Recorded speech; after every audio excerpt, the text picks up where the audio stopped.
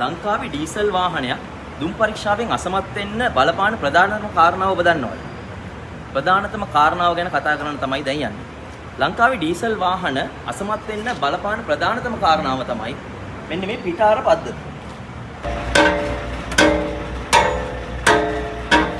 පිටාර පද්ධතිය. එහෙම නැත්නම් සයිලන්සර් එක. සයිලන්සර් එක කොහොමද බලපාන්නේ මේ දුම වැඩි වෙන්නේ?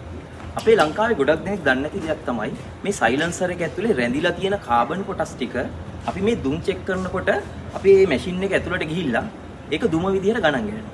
මෙන්න මෙතනදී තමයි අපේ කට්ටිය වරද්දගන්නේ. ඒකින්ද මෙන්න මේ සයිලන්සර් එක ඇතුලේ තියෙන රැඳිලා තියෙන කාබන් කොටස් ටික අපි කොහොමද ඉවත් කරගන්නේ? අපිට පුළුවන් සයිලන්සර් එක ගලවලා සෝදලා පිරිසුදු කරන්න.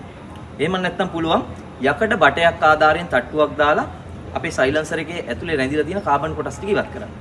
ඊට පස්සේ අපිට දුම් පරීක්ෂාවකට යන්න කලින් කරන්න පුළුවන් හොඳම වැඩේ තමයි කවුරුත් මිනිස්සු නැති තැනකට ගිහිල්ලා වාහනේ හොඳට රේස් කරලා ෆ්ලෂ් කරලා සයිලන්සර් එක ඇතුලේ රැඳිලා තියෙන දුම එහෙම නැත්නම් කාබන් කොටස් ටික ඉවත් කරන්න. මෙන්න මේ විදිහට කරලා බලන්න. මේ